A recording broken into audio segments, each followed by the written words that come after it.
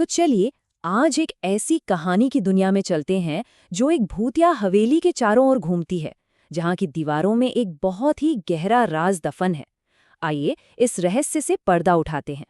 और यही सवाल इस कहानी के जान है। देखिए, ये सिर्फ कोई भूत प्रेत की कहानी नहीं है, बल्कि ये लालच और एक बहुत पुरानी दुखद घटना के बीच के टकराव की कहानी है। तो हमारी कहानी का पहला पड़ाव है पूनापुर गांव, और वहां मौजूद है वो डरावनी हवेली जिसका नाम सुनते ही गांव वालों के दिल में एक अजीब सा खौफ दौड़ जाता है।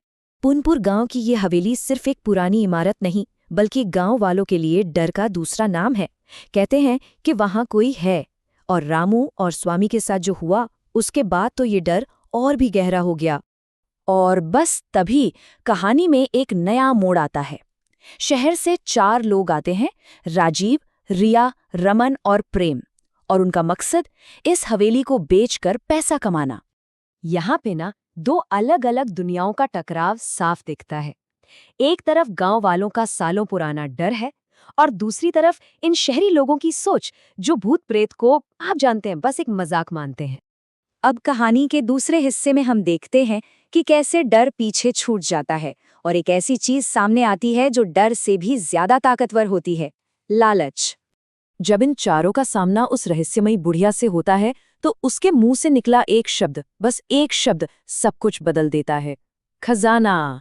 अचानक हवेली की कीमत भूलकर उनकी आंखों में सिर्फ उस छिपे हुए सोने की चमक तैरने लगती है। कितनी अजीब बात है ना, कि कैसे सिर्फ एक शब्द ने सब कुछ बदल दिया। खजाने का नाम सुनते ही सारा डर जैसे हवा हो गया, और लालच ने झट से उसकी जगह ले ली। और ये लालच सिर्फ उन चारों तक ही नहीं रुका। नहीं, खजाने में हिस्से के वादे ने 101 गांव वालों को भी अपनी तरफ खींच लिया। सोचिए, वही गांव वाले जो कल तक हवेली के पास फटकने से भी डरते थे।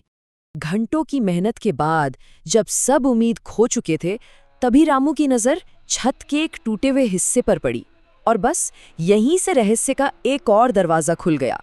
तहखाने के उस घने अंधेरे में सबकी धड़कनें तेज हो जाती हैं।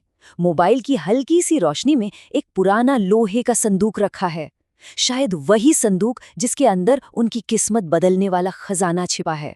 लेकिन उस संदूक के अंदर जो राज छिपा था वो उनकी कल्पना से कहीं ज्यादा भयानक और दर्दनाक था। जैसे ही वो भारी संदूक खुलता है, सबकी सांसें थम जाती हैं। अंदर सोना चांदी नहीं, बल्कि एक छोटे बच्चे का कंकाल पड़ा था।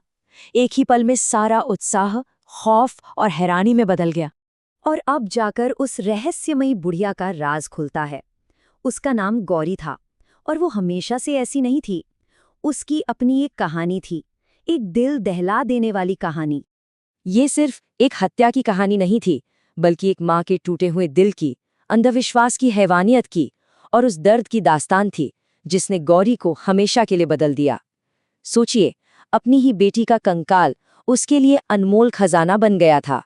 कहानी के इस आखिरी हिस्से में हम देखेंगे कि कैसे इस त्रासदी का अंत होता है और कैसे एक खौफनाक जगह उम्मीद के एक नई किरण में बदल जाती है।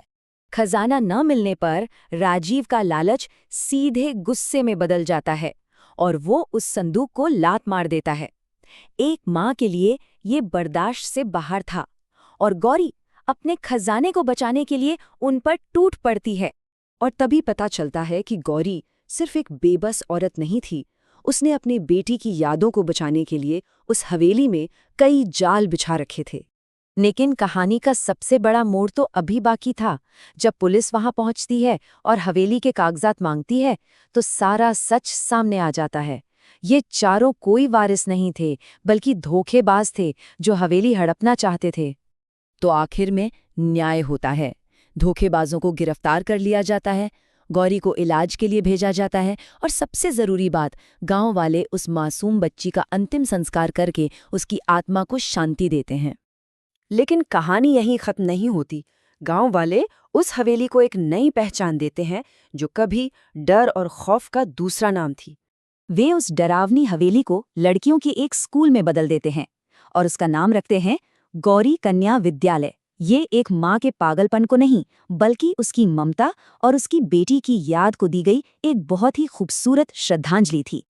और ये कहानी हमें एक गहरे सवाल के साथ छोड़ जाती है। ये हमें सिखाती है कि कैसे हमदर्दी और एकजुटता एक बहुत ही दर्दनाक अतीत को भी उम्मीद और एक बेहतर भविष्य में बदल सकती है।